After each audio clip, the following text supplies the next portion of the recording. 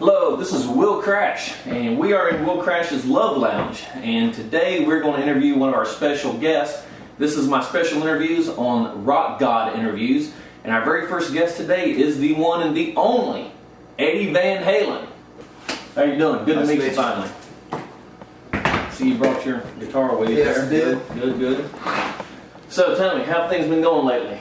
We've cut a new album. We've been in the studio now for the last 3 or 4 months over in London, and the videos. What happened to the 5150 studios? We did a little bit of recording in the 5150s, but we had a lot of the fans outside, and of course, you know, they bugged me constantly. So we decided we needed a little lay low, I guess you could say, with the band, and so we went over to London and recorded some stuff in actually in a garage.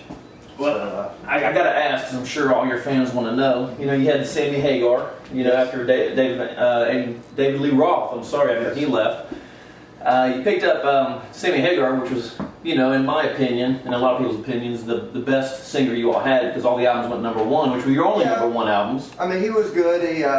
He sucked at times, but you know, there was other times that, you know, he would hold his own. We had some arguments and went our different ways. You know, he would like, for example, just little stuff. We'd have peanut butter and jelly sandwiches for lunch, and he'd like peanuts in his peanut butter, and we just like cream peanut butter. And you know, you can't have stuff like that in a band.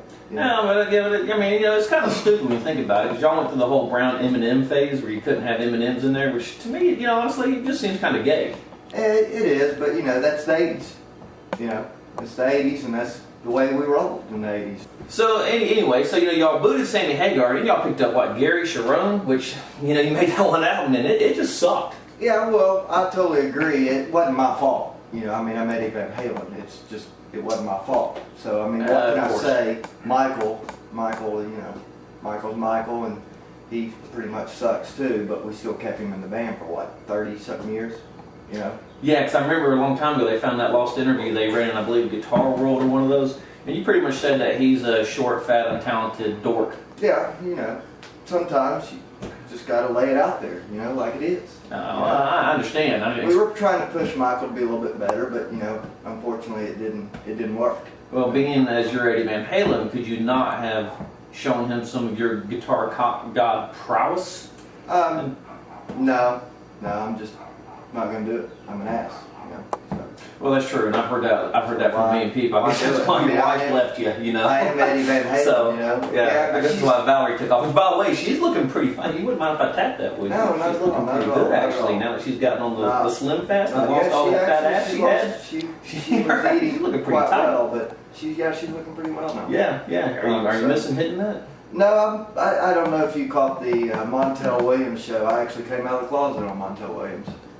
So I did not see that. Yes, We need to find, talking to our editor here, actually we need to find clips of that from the Montel Williams show where he came out of the closet. I'm sure that the fans would like to see that. I'm sure I've always had a good. thing for cows, you know, and farm animals. So, you know, I figured, you know, I felt like for the last 15 years I've been living a life in a closet, you know, and I thought, you know, it's time for the public to know truly who Eddie is. So, well, I mean, it makes sense. I mean, I guess that's why you have so much finesse on the neck of the guitar, right? Because you like things that are shaft oriented. Yeah, so that's an excellent. Now it's starting to come together.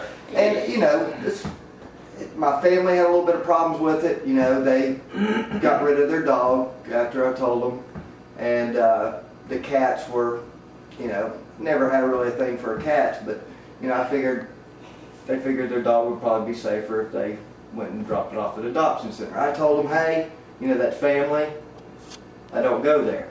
Well, let's move on back to the history of the band, because then after the Gary Sharon fiasco, which you should have known, because you know they made their One Extreme album, which is, you know, like everybody said, the most returned album of all time. They had one good song on it. Then when you heard song 2, you basically wanted to, you know, stick a dead animal in your ass and shoot yourself. Yeah, well, you know, so, animals, ass. Well, back to the animals of you. I know how much you like the dogs and stuff. Yeah, I didn't have a problem with that one bit, but you know. So what I've done though in this last year is I've come out with a new line of amps. The 5153. Well, hang on, before we get to the amps, because now you've gone back to David Lee Roth again. And you all did the award ceremony. David Lee Roth went up on stage and acted like David Lee Roth. Right. The typical, wish I was gay but I'm not. Right. And now with him, the bald head and all the long stringy hair. I think he's got a thing for farm animals too. I've talked That's to him. obvious. The guy's always wearing zebra stripe and leopard print. And that caused a lot of tension in the band too. With me liking cows, and I'm pretty sure he does too. But him keeping it under wrap, it's a lot of pressure on me and a lot of tension. So yeah, it caused a lot of problems with David and I. And but he is David. I saw a clip a while back of you on stage, and I don't know if you were intoxicated or if you just come out of your crack house or whatever have. Yeah, but you were on stage, and it was actually a pretty bad guitar solo. I'm starting to suck in my old age. Arthritis, I'm drinking more than I've ever drank before in my life, and I really don't care. I just if I'm gonna go there, I'm gonna play. When you made as much money as you made, and why should you care? And we're not gonna count the millions that you've given Jack Daniels. Yeah. 'Cause by now you should own the company, or at least have controlling stock. I've talked to him about that. Let's move on to the other issues now. I got a little bone I got to pick with you. Yes. Let's talk about this guitar that you got here. Yeah, the Frankenstein. Yeah, the original. Let me show you something here. I'll be right back, camera guy. All right.